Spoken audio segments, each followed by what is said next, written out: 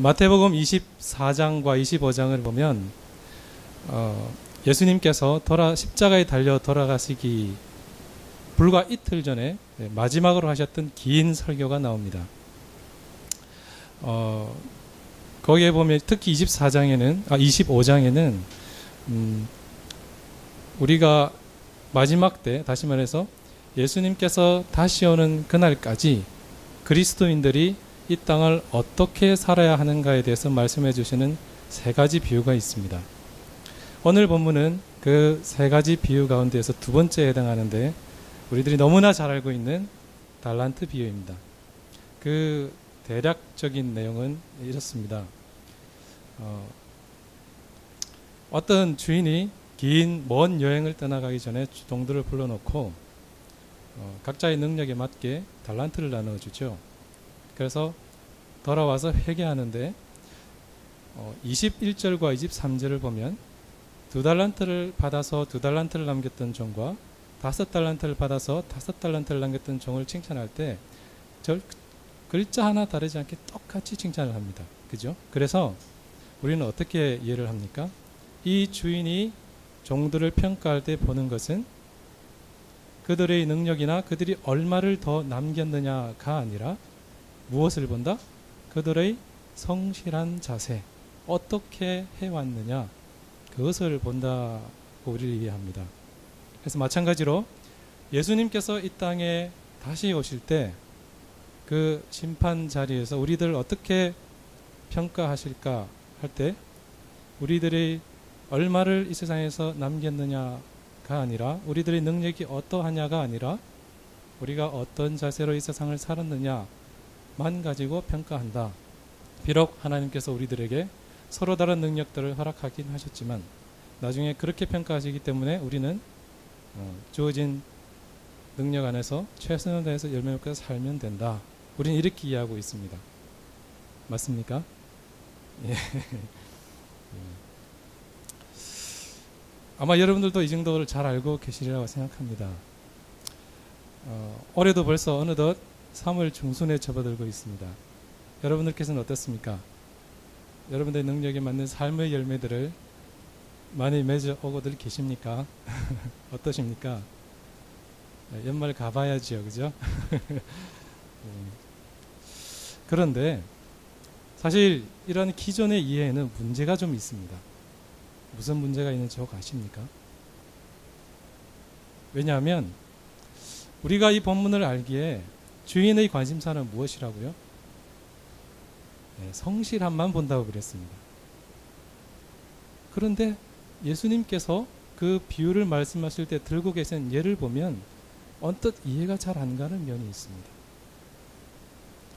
본문 속에서 5달란트를 받았다가 5달란트를 다시 남긴 종, 2달란트를 받았다가 2달란트를 남긴 종이 나옵니다. 1달란트를 받았다가 아무것도 하지 않아서 나중에 혼난 종을 일단 예외로 남겨두고요. 이 처음에 칭찬받은 두 종을 보면 각각 몇 퍼센트의 이익을 남겼습니까?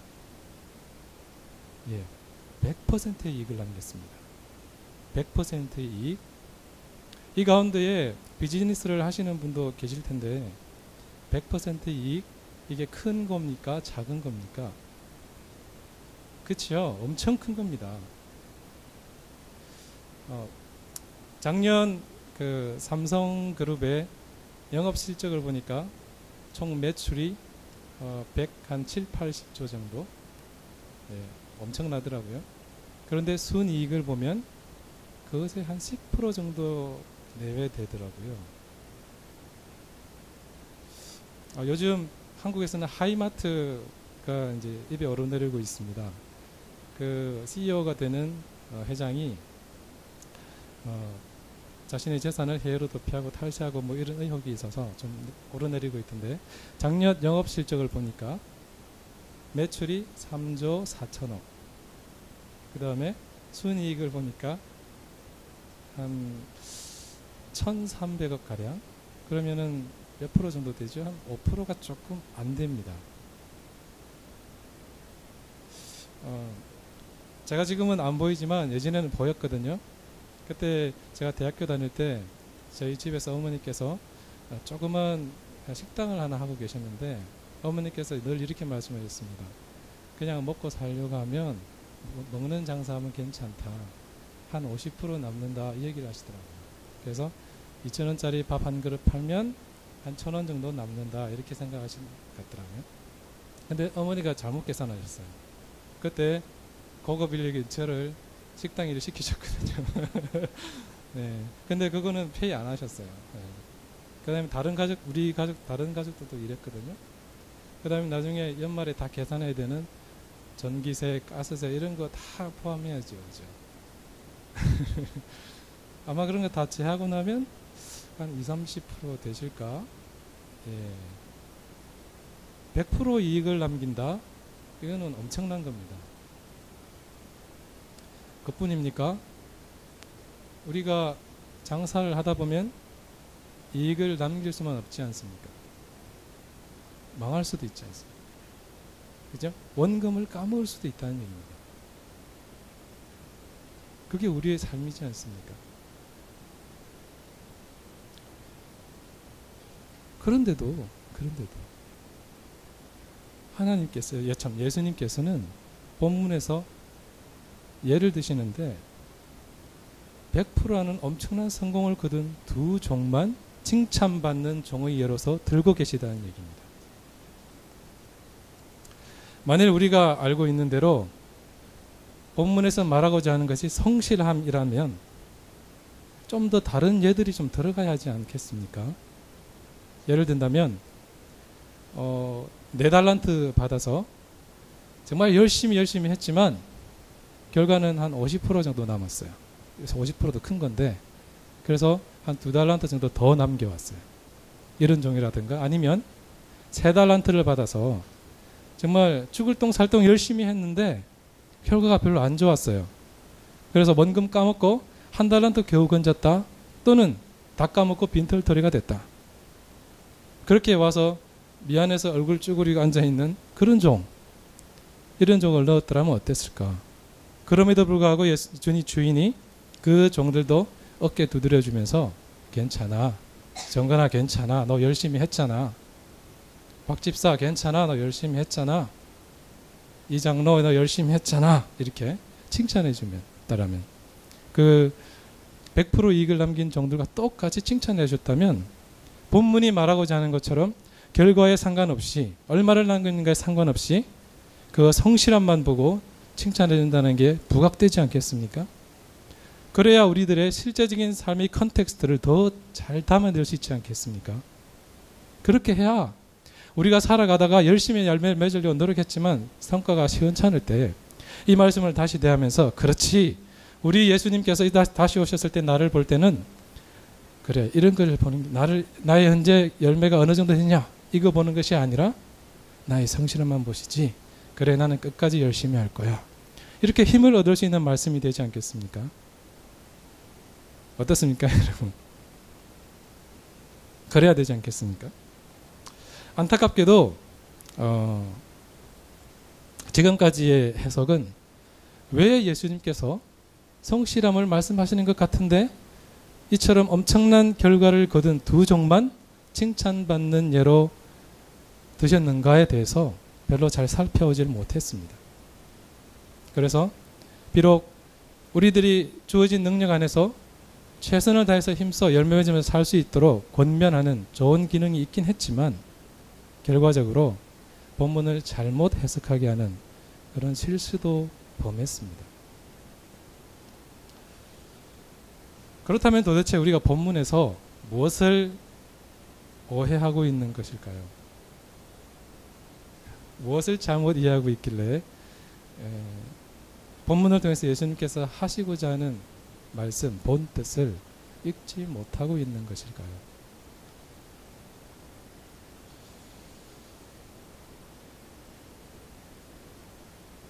혹시 윌리엄 볼든이라는 사람의 이름을 들어보셨습니까? 윌리엄 볼든. 이 사람은 그 볼든가라고 하는 낙농장을 아주 크게 경영하는 대부 집안의 사람이었습니다. 이 사람은 1904년에 고등학교를 졸업했는데 그 졸업할 당시에 이미 법적 상속인이 되어 있어서 예정되어 있는 백만장자였습니다. 그래서 그때 부모님들이 그 16세대에서 졸업하는 보든에게 세상 물정을 좀 더 알으라고 세계 여행을 시켰습니다. 근데 보든이 아시아, 중동, 유럽 여러 각지 나라들을 돌아다니는 중에 근데 이상하게 자꾸만 눈에 들어오는 것이 각지에서 고통받으면서 살아가는 사람들이 보이더랍니다. 그냥 대부호 집안 사람이고 그 다음에 세계 여행하면은 좋은 경치 좋은데 이런 거 보게 될 텐데 이상하게 자꾸 그런 게 눈에 들어오더랍니다. 예수님을 알지 못하고 고통받으며 죽어가는 사람들이 자꾸만 눈에 들어오더라는 거죠. 여행을 하면 할수록 그게 한 번이 아니라 그게 더 마음이 심각해지더랍니다. 그래서 안 되겠다 싶어서 급기야는 집으로 편지를 썼습니다. 어머니 아버지 안 그래도 아무래도 저는 선교사가 되어야 되겠습니다. 지금 그 큰 기업을 지금 상속받아서 운영해야 되는 그런 사람인데 지금 그렇게 편지를 보낸 겁니다. 그리고 이 볼든은 공부도 잘했습니다. 나중에 예일 대학을 다녔거든요. 졸업하고. 그런데 그 모든 걸 마다하고 선교사가 되겠다고 하니까 주위 사람들은 이렇게 했습니다. 얘가 지금 너무 무모한 짓을 하려고 한다고. 자기를 내던지려 하고 있다고 그렇게 말을 했습니다. 그러자 보든은 그때 자기가 들고 다니던 성경책 뒷면에 이렇게 두 단어를 썼습니다. 영어 발음이 좀 이상해도 이해하시고 들어주십시오. No reserves.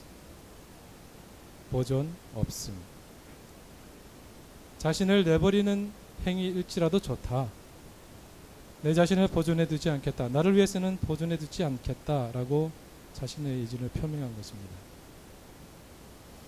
여행에서 돌아온 볼든이 예일 대학교를 다니던 중에 그의 마음은 중국에 살고 있는 모슬렘 소수민족인 칸수족에게로 정해졌습니다. 나는 졸업하고 이곳으로 선교여행을 가겠다라고 마음이 정해진 것입니다. 그런데 예일 대학교를 졸업할 무렵에 여러 곳에서 고액 연봉을 약속하면서 좋은 일자리들이 들어오기 시작했습니다. 그러나 그때 이 볼든은 그 좋은 일자리들을 거절하면서 자신의 성경책 뒤에 또 다시 두 단어를 더했습니다. No reserves 밑에 No retreat. 후퇴 없음. 무슨 뜻입니까? 아무리 좋은 일들이 중간에 들어온다 할지라도 처음에 정한 대로 흔들림 없이 끝까지 나아가겠다라고 자신의 의지를 표명한 것입니다.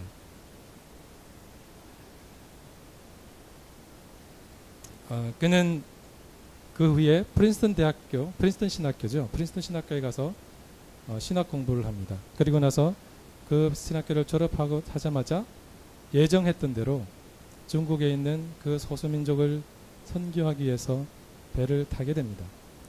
배를 타고 중국으로 가던 중에 그 민족이 모슬렘이니까 아랍어를 씁니다. 그래서 아랍어를 좀 배워보고 가면 좋겠다 싶어서 이집트를 들렀습니다. 먼저 내려서. 그래서 거기서 아랍어를 공부하고 이렇게 하는 중에 근데 갑자기 거기서 척수 내막염이라는 병에 걸리게 됩니다. 안타깝게도 한 달도 못 돼서 죽고 맙니다.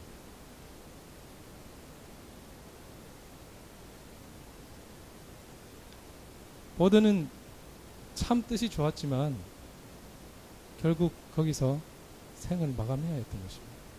하나님의 자신의 그렇게 가고 싶었던 선교지에 발 한 번 내디디지 못하고 하나님의 부르심을 받아야 했습니다. 그때 나이 25세였습니다. 어떻습니까 여러분? 이 얘기를 들으시니까 어떤 생각들이 드십니까? 볼든 이 친구가 잘못된 선택을 했던 것일까요? 그냥 집안 일 상속받아서 할 일도 많고 그 다음에 예일 대학교에서 졸업할 때 좋은 일자리도 많이 제공되었으니까 거기서 잘 연습하고 자신의 가정을 더 크게 해서 좋은 일 많이 하면 될 텐데 왜 굳이 그렇게 해가지고 이런 생각들이 드시죠? 네. 어떻습니까, 여러분? 많은 이제 여러 가지 생각들을 하실 수 있는데 제가 이 얘기를 드린 이유는 한 가지 여쭤보기 위해였습니다. 바로 이겁니다. 여러분, 이 볼든의 삶은 열매 맺는 삶이었을까요? 열매가 없는 삶이었을까요? 열매 맺는 삶이라고요? 어떤 열매가 있지요? 열매가 없다고 하시는 분도 있고 있다고 하시는 분도 있고 지금 좀 헷갈리시죠? 우리 솔직히 아니 예전에 설교 혹시 기억나시는 분은 참아 주십시오. 왜 이렇게 우리가 주저하게 되는 걸까요? 솔직히 우리가 보든의 삶을 보면 내 자식이 이렇게 한다면은 기쁘겠습니까? 때리고 싶지. 네. 왜 그렇습니까? 우리가 볼 때는 열매가 없는 삶입니다. 그죠? 우리가 볼 때. 근데 하나님 보실 때도 그럴까요? 아니요. 뭐가 열매죠? 주저주가 되시죠. 주저주저. 왜 이렇게 주저되는 줄 아십니까? 혹 우리가 지금 열매라는 것, 우리가 이 세상을 살아가면서 맺어야 되는 열매라는 것에 대해서 잘못 이해하고 있는 것은 아닐까요? 다시 말해서 이 땅에 우리가 살아가는 동안에 맺어서 예수님께서 이 땅에 다시 오셔서 찾은 그 열매, 그게 하나님께서 이해하시는 거하고 우리들이 이해하는 거 다른 거 아닐까, 이런 얘기입니다. 우리는 보통 열매라고 하면은 어떤 것들을 떠올립니까? 사과, 배, 포도, 감. 그러고 보니까 다 한국 거네. 예, 아직 제가 한국 사람인 것 같습니다. 예. 그 다음에 뭐 곡식류, 쌀, 밀 이런 것들. 구체적인 것들을 떠올립니다. 그죠? 구체적인 것들. 게다가 오늘 본문을 가만히 읽어보면 아무래도 처음 칭찬받았던 두 종이 가져온 것은 자신이 열심히 일해서 어떤 구체적인 결과를 가져온 것만 같아 보입니다.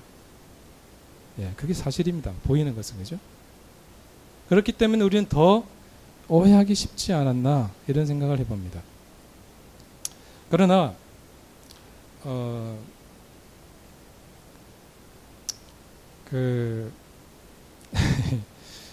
짐작하시겠지만 오늘 설교 제목이 뭡니까?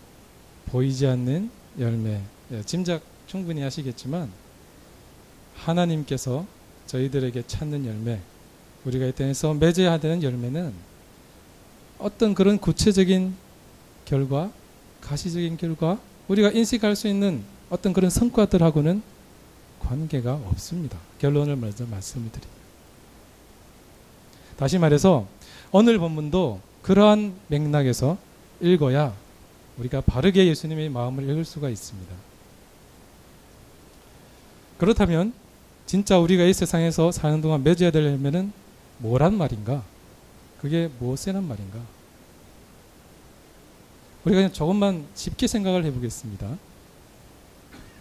여러분들이 만약에 어떤 사람을 평가할 때 저 사람이 정말 괜찮은 사람인가 아닌가를 평가할 때 어떻게 그 사람을 평가하시겠습니까?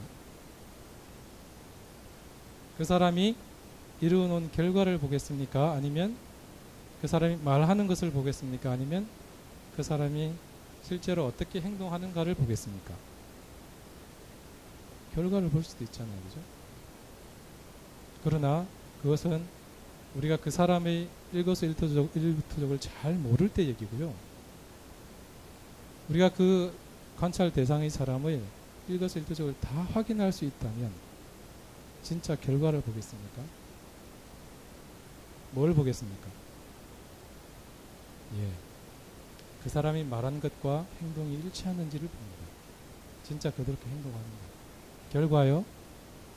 결과는 우리들이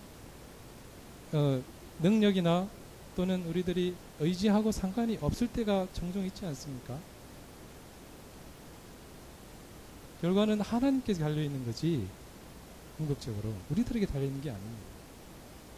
물론 능력이 많고 열심히 하면 할수록 그 결과물이 많을 가능성까지 부인하는 것은 아닙니다. 그러나 근본적으로 우리들의 삶의 결과는 우리들의 능력이나 우리들의 의지에 달려있지 않습니다. 진짜 우리들이 보는 것은 저 사람이 진짜 괜찮은가를 보려고 한다면, 볼 수만 있다면 정말 그 사람의 마음과 행동이 일치하는가를 보는 거죠. 그렇지 않겠습니까? 저만 그런 거죠. 지금부터 이것을 좀 더 성경 말씀을 통해서 확인을 해보도록 하겠습니다. 처음에 제가 말씀을 드렸듯이 마태복음 25장에는 종말에 관한 세 가지 비유가 나온다고 했습니다. 첫 번째가 여러분들이 잘 알고 계시는 열처녀 비유라는 것입니다. 두 번째는 오늘의 달란트 비유고요.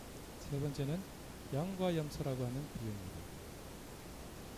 이 세 가지 비유는 각각 독립적인 이야기들을 갖고 있습니다. 그러나 각각 다 종말에 관한 비유로서 각각 독립적인 어떤 메시지를 갖고 있긴 하지만 가만히 살펴보면 서로가 아주 긴밀하게 연결되어 있습니다. 어떻게 연결되어 있느냐면 첫 번째 비유는 마지막 때에 언제 예수님이 오실지 모르지만 그때 우리는 준비되어 있어야 한다는 얘기를 하는 것이 열처녀 비유입니다. 그것이 초점입니다. 그런데 두 번째 달란트 비유의 초점은 무엇인가 하면 그러면 우리가 그 종말의 때까지 살면 어떻게 준비될 수 있느냐 그 얘기를 하고 있는 거죠. 그것이 달란트 비유입니다. 그럼 세 번째는 무엇을 얘기하느냐, 행여나 오해하고 그냥 착각할까 봐서 예수님이 양과 염소의 비유에서는 구체적인 예를 들어가시면서 이렇게 준비하면 돼라고 말씀해 주는 게 양과 염소의 비유입니다. 마지막 때에는 이런 것 가지고 평가할 거야. 그렇게 말씀하시는 이유가 있습니다. 그래서 마태복음 25장을 읽는 독자는 이 세 가지 비유를 쭉 읽어가는 동안에 자기도 모르는 사이에 종말의 때에는 이렇게 되는구나. 그래서 우리가 이렇게 준비하면서 살면 되는구나. 그것을 알게 된다는 것이죠. 따라서 우리가 본문에 100%의 이익을 남겼다는 종이 어떤 의미를 가지는가, 어떤 종들이 칭찬을 받았는가, 그걸 좀 가늠해 보려고 하면 바로 그 다음에 나오는 비유, 양과 염소 비유에서 임금이 칭찬하고 있던 그 사람들이 어떤 일들을 했던가, 이것을 보면은 좀 도움이 됩니다. PPT 준비됐죠? 예. 그러면 마태복음 25장 34절에서 36절을 같이 한번 보도록 하겠습니다. 예. 시작. 준비 안 되나요? 예, 같이 읽어보겠습니다. 시작.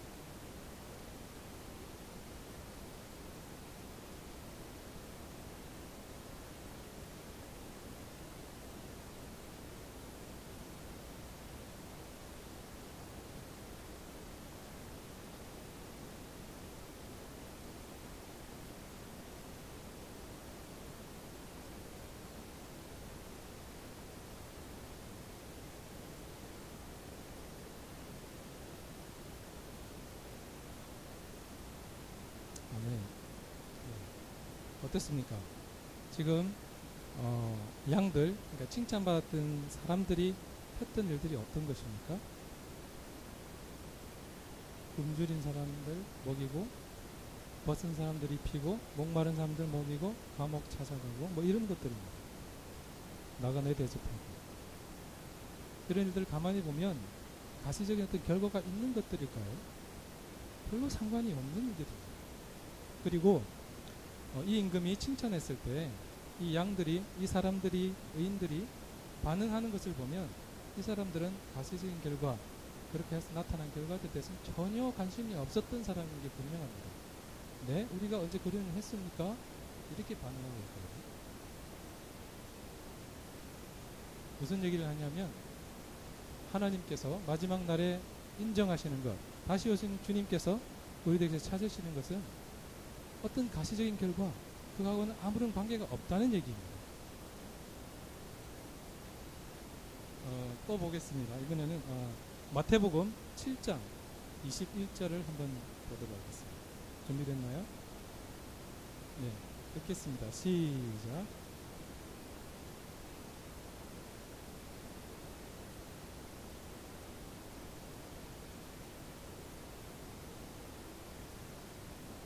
아멘. 이 구절은 여러분들이 잘 아는 산상복음이라고 하는 긴 설교 마지막 부분에 나오는 내용입니다. 여기에서는 이 부분은 예수님께서 거짓 선지자들을 주의하라고 경계하실 때 하셨던 말씀의 일부인데요. 이 말씀 뒷부분을 보니까 어떻게 나와 있죠? 어떤 사람들이 천국에 들어간다고요? 아버지의 뜻대로 행하는 자가 들어간다고 했어요. 아버지의 뜻대로 하늘에 계신 천국에 계신 아버지의 뜻대로 행했더니 어떤 결과들이 많이 난 사람들이 천국에 들어간다가 아니고, 잘 읽으셔야 됩니다. 그냥 행하는 자들이 들어간다고 얘기했어요. 그렇지 않습니까? 다시 한번 말씀드리지만 이 땅에 다시 오셔서 우리들에게 찾을 열매, 하나님께서 인정하신 진정한 열매는, 우리들은 자꾸 착각합니다. 내가 행동하는 결과가 어떤 것이 자꾸 열매라는 구체적인 생각이 자꾸 들거든요. 근데 그런 게 아니라는 거예요. 하나님께서 찾으시는 열매는 그저 그냥 행하는 거예요. 행동 그 자체, 하나님 뜻대로 행하는 그 자체가 열매라는 거예요.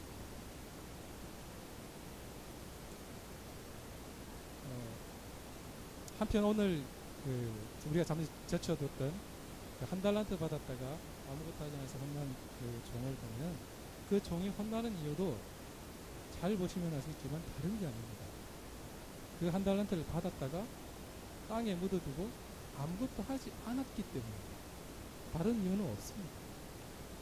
그것 때문에 게으르고 악한 종이라고 헛된 꾸지람을 받고 바깥으로 쫓겨나게 됩니다. 이 말을 바꾸어 말하면 이렇게 이해할 수도 있습니다. 만약에 이 종이 자기 자신의 능력이 좀 부족하다고 생각해서 투자하기가 좀 힘들었다면, 주인이 말했던 것처럼 은행이라도 맡겨서 어떻게 해서든 주인을 위해서 뭔가 해야지 하는 그런 마음으로 은행에 맡겼다가 그 이자 정도라도 가져왔다든가, 또는 주인을 위해서 한번 해보자 하고 열심히 했는데 잘 안 돼가지고 빈털터리가 됐다든가, 그렇게 됐다 하더라도 행동에 옮기기만 했다면 어떻게 했을까요? 주인이 받아줬을까요? 받아주지 않았을까요? 받아줬을까라는 말이 된다는 얘기입니다. 왜? 행동에 옮기지 않은 것 때문에 혼나고 있기 때문에, 결과 때문이 아니라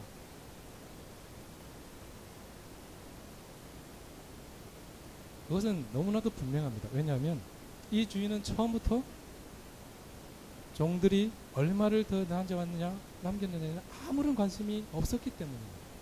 오로지 그의 관심은 자신들이 맡겨놓은 걸 가지고 나를 위해서, 주인을 위해서 어떤 자세로 행동에 옮기느냐 안 옮기느냐, 그것만 보았습니다. 이와 같이 하나님께서 우리들에게서 인정하는 열매가 우리가 행동에서 나타나는 어떤 결과가 아니라 행동 그 자체라는 것은 갈라디아서 5장 22절과 23절에서도 확인할 수가 있습니다. 좀 부탁하겠습니다. 됐나요? 같이 한번 읽어보도록 하겠습니다. 시작.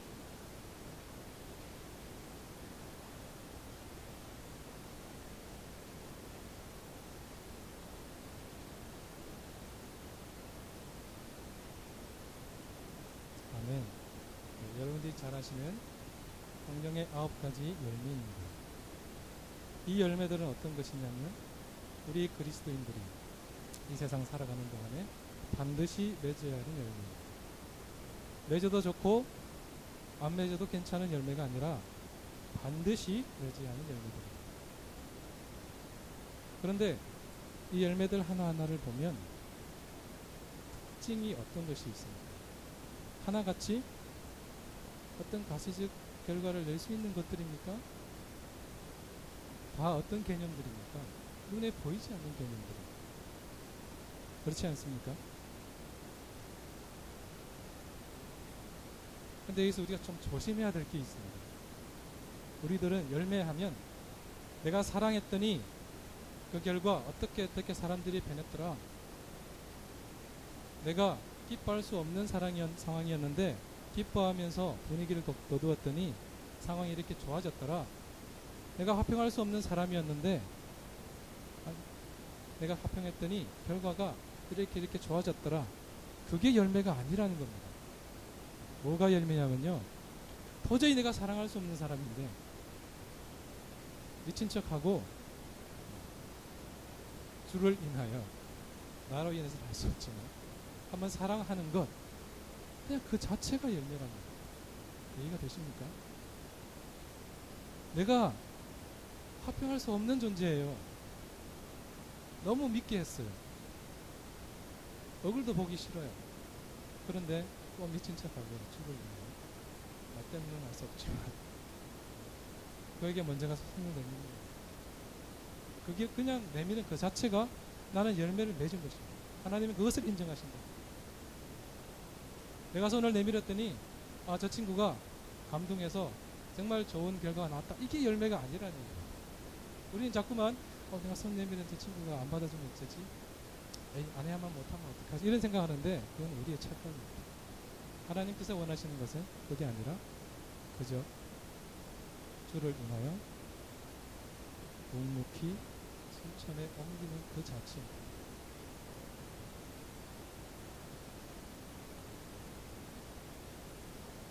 그렇습니다, 여러분. 위에서 이상히 살펴본 것처럼 예수님께서 다시 이 땅에 오셨을 때 심판보좌 자리에서 우리 그리스도인들에게 구하시는 열매라는 것은 우리들이 생각하는 어떤 구체적인 것, 우리들이 행동한 결과로서 나타나는 것, 가시적인 것, 인식할 수 있는 성과, 그런 거하고는 상관이 없습니다. 오히려 묵묵히 행동에 옮기는 행동 그 자체, 그것이 열매인 것입니다. 오늘 본문을 그러한 맥락에서 다시 보면 이렇게 됩니다. 여러분 잘 이해하셔야 됩니다. 오늘 본문은 종말에 관한 얘기의 비유입니다. 그래서 세 가지가 있는 것처럼 세 종의 이야기가 있는 것처럼 보이지만 사실 두 가지입니다. 행동에 옮긴 종과 행동에 옮기지 아니한 종. 행동에 옮기지 아니한 종은 영벌에 처해지는 것이고, 행동에 옮긴 종은 결과에 상관없이 잘했다, 착하고 충성된 종아 라고 칭찬받는다는 얘기를 하고 있는 것입니다. 여러분 조금 더 얘기를 해볼까요? 조금 전에 우리가 양과 염소 비유해서 다 보지는 않았지만 참 신기하게도 염소들, 혼나고 있는 염소들을 보면 잘 다음에 읽어보시기 바랍니다. 가시적인 열매들은 그들이 더 많이 맺은 것처럼 보입니다. 무슨 말인가 하면 이 얘기도 드려야 되겠구나. 7장 21절을 우리가 거짓 선지자 얘기를 드렸는데 21절, 23절도 보시면은 거짓 선지자들이 항변합니다. 우리들이 얼마나 많은 열매들을 맺었는데요. 우리가 얼마나 능력을 행했는데요. 우리를 모르신다니요. 항변하는 장면이라고. 참 아이러니컬하게도 혼나고 있는 사람들이 열매는 더 많은 것처럼 보입니다. 오히려 칭찬받고 있는 사람들은 열매가 가시적인 열매, 우리들이 생각했던 열매 별로 없어 보입니다. 그런 점에서 오늘 본문을 비춰보면은 완전히 달라집니다. 한 달란트 받았다가 아무것도 하지 않은 것, 다시 말해서 아무것도 하지 않았다는 것은 주를 위하여, 주인을 위하여, 하나님을 위하여, 다시 오실 예수님을 위해서 아무것도 하지 않았다는 얘기를 하는 겁니다. 바꾸어 말하면 뭔가 열심히 해서 성과는 많이 냈지만 그게 진짜 예수님을 위하는 것, 하나님을 위한 것이 아니었다면, 예수님을 위하는 척하지만 실제로는 자신을 위하는 것이었고 결과들을 많이 낸 것이었다면 그것은 한 달란트 받은 종처럼 아무것도 하지 않은 것과 같다는 얘기입니다. 반대로 아무런 열매가 없는 것처럼 보이지만 그 과정 속에서 열심히 묵묵하게 행동이 옮겼던 사람들은 2달란트 받았던 종, 5달란트 받았던 종처럼 그래 너는 100%네 능력을 잘 활용한 100% 이익을 남긴 착하고 종된 종이다라고 인정하시겠다는 얘기를 하는 겁니다. 그렇습니다. 여러분 예수님께서 성실함을 얘기하시면서 왜 굳이 이 100% 이익을 남긴 종을 했느냐? 그것은 바로 이것 때문입니다. 하나님 뜻대로 충성되이 성실하게 행동이 옮기기만 하면 우리의 능력이나 우리의 결과는 아무 상관없이 100% 인정받는 남겼던 종으로 인정받는 그런 종으로 받아들이시기 것이기 때문에 예수님은 그렇게 예를 드셨던 것입니다. 이 말씀은 우리 미랄교회는 좀 특별한 부분이잖아요. 장애 아동들을 또는 장애 가족을 두고 있는 사람들이 많이 있기 때문에 능력이 좀 부족하거나 가진 게 별로 없거나 우리들처럼 장애가 있는 가족이 있거나 그런 사람들이 볼 때 참 힘이 되는 말씀입니다. 왜 그렇죠? 그냥 묵묵하게 자신이 할 수 있는 걸 하기만 하면 2달란트, 5달란트 받은 종처럼 인정받을 것이기 때문입니다. 우리 모두는 1달란트 받은 예전에는 그렇게 생각이 쉬웠습니다. 1달란트 받아가지고 에휴 나는 왜 능력이 이거밖에 안 돼. 그런 생각이 있어가지고 아무것도 안 하고 남겨뒀다. 이렇게 오해를 했었는데 그거랑 상관없습니다.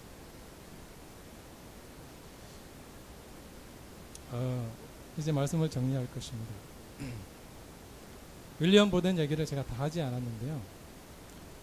그렇게 윌리엄 보덴이 안타깝게 죽고 나서 그의 유품들이 가족들에게 전해졌습니다. 그 격서는 그가 늘 들고 다니는 성경책도 있었죠. 그 성경책 뒷면에는 우리가 알고 있는 대로 No reserves, 보존 없음, No retreat, 후퇴 없음 이 있었는데 그 밑에는 두 단어가 더 있었다고 합니다. 아마도 그가 죽기 얼마 전에 적어 놓았던 것 같아 보였습니다. No regrets. 무슨 뜻이죠? 후회 없음.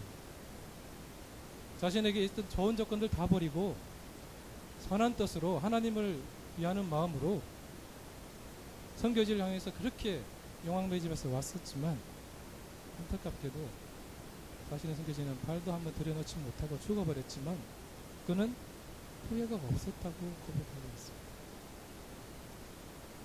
여러분 이 얘기는 실화입니다.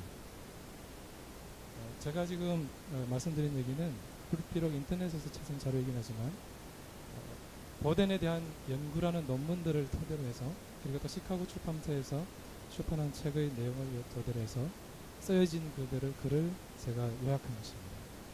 실제 인물입니다. 보덴은 후회하지 않았다.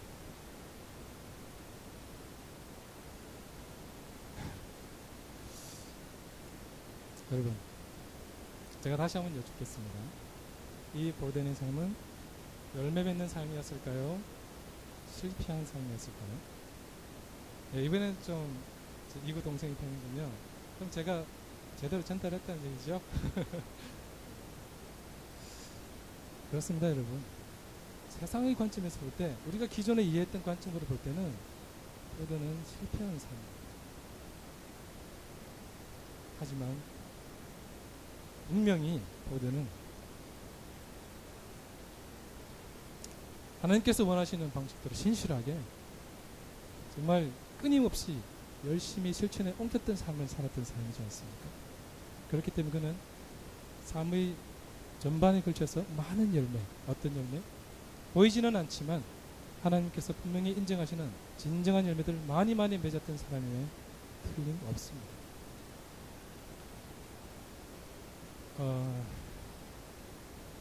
세상은 어떻습니까? 가시적인 결과를 내어놓지 못하면 전혀 인정을 받지 못합니다. 속흘령 어느 정도는 참아주기도 합니다. 그래, 과정이 중요하지. 저 사람은 성실하다. 이렇게 인정하기도 합니다. 그래서 좀 참아주고 기다려주기도 합니다. 그러나 어떻습니까? 계속해서 열심히 하는데도 결과가 별로 없으면 그 성실함이 뭐로 변합니까? 무능함으로. 우리는 그렇게 판단합니다. 세상에서는. 그렇지 않습니까? 세상은 결과지향주의를 벗어나지 못합니다. 근데 정말 안타깝게도 우리 그리스도인들의 모임이라고 하는 교회에서조차 이것이 예외가 아니지 않습니까? 아닙니다.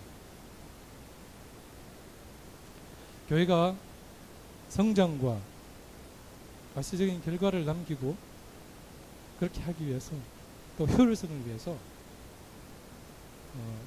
일반 기업의 경영 전략과 경영 구조를 받아들이는 것은 이미 오래전의 얘기입니다. 그렇게 해서 교회들이 어떻게 됐죠? 많이 성장했습니다. 실제로 어떤 목사님 초빙하는 다임 목사님 초빙하는 광고를 보니까 이렇게 되어 있더라고요. 교회 성장학 전공 우대. 무슨 얘기입니까? 교회도 결과지향주의에서 예가 아니라는 얘기입니다. 그래서 교회가 많이 성장했습니다. 특히 우리 한국교회는 더 그렇습니다. 정말 그래서 무시 못할 권력을 가지고 있습니다. 근데 진짜 아이러니컬하게도요. 교회가 그렇게 권력을 가지고 대형화하고 많은 결과들을 내면낼수록 사회로부터는 지탄을 받습니다. 그뿐입니까? 우리들 다 알지 않습니까? 우리 마음속에서 말하지 못하지만 다 알고 있지 않습니까? 그러면 그럴수록 교회의 머리 되시는 주인 되시는 주님으로부터는 교회들이 왠지 자꾸 멀어진다는 그런 느낌, 그게 다가고 있지 않습니까? 오늘뿐만이 아니라 교회 역사 2000년 전체를 통틀어서 교회가 부흥하고 권력을 가지고 그렇게 될 때는 항상 그랬었습니다. 왜 그렇습니까? 열매라는 것에 대해서 잘못 이해하고 있기 때문입니다. 교회들이 가시적인 결과에 집착하지 않고 하나님께서 원하신 열매가 그래 그 가시적인 결과 상관없이 그냥 그저 행동에 옮기면 되는 것들이구나. 우리가 돌아봐야 될 것을 돌아보고 들어야 될 것을 들었고 행동해야 될 것을 하면 되는 것이구나. 이런 자세로 임하지 않았기 때문입니다. 그래서 우리 장애인들도 교회에서 발붙이지 못하고 있지 않겠습니까? 이제 간단한 예화를 하나 말씀드리고 말씀을 끝낼 것입니다. 사김의 전교 전도, 나눔의 전도라는 책으로 유명한 브레이튼 포드 목사님이 한 번은 서부 아프리카의 다카 공항이라는 데서 기름을 넣고 있을 때 한 프랑스 출신 선교사가 다가와서, 외국인이 있으니까 다가와서 말을 걸고, 그래서 이제 서로 교제를 하게 됐는데, 그분은 그 지역에서 10년째 모슬렘들에게 선교 활동을 하고 있다고 했습니다. 그래서 정말 좋은 일 하시는군요 이렇게 말씀하셨는데, 어떤 한 일행이 이렇게 물었습니다. 그동안의 회심자가 몇 명이었습니까? 그러자 그 선교사가 네, 2명입니다. 그러자 또 다른 일행이 그러면 당신은 여기 왜 계속 있습니까? 이렇게. 무슨 얘기죠? 그거 성과가 없으면 다른 데로 가야지 않습니까? 이 얘기죠. 그런데 그때 프랑스 선교사가 이렇게 답했습니다. 깜짝 놀라면서 예? 왜라니요? 왜 제가 여기 있다니요? 예수 그리스도께서 나보고 여기 있으라 했기 때문에 저는 여기 있는 겁니다. 제가 할 일을 하고 있는 것입니다. 이렇게 답했습니다. 여러분들은 어떤 열매를 내시겠습니까? 윌리엄 보던처럼 세상에서는 실패한 것처럼 보이지만 하나님께서 인정하시는 삶, 그런 삶을 살아내다가 후회 없다 이렇게 고백하면서 삶을 마감하시는 그런 삶을 살고 싶으십니까? 아니면은 이 선교사처럼 비록 가시적인 결과는 별로 없지만 예수 그리스도께서 나를 이렇게 심어놨다. 내가 나를 심어놓은 것은 이 세상에 심어놓은 분은 예수 그리스도다. 그런 믿음을 가지고 세상 속에서는 비록 경제적이고 정치적이고 어떤 모순적인 것들이 있긴 하지만 그럼에도 불구하고 나는 주님께서 원하시는 모습을 잃지 않고 그 길을 묵묵히 걸어가겠다. 이런 자세로 사시겠습니다. 아니면은 예전에 하셨던 것처럼 그저 많은 결과를 사람들이 다 있는 일인데 열매들을 맺고자 계속 사시겠습니다. 어떻게 사시겠습니까? 네, 기도하겠습니다.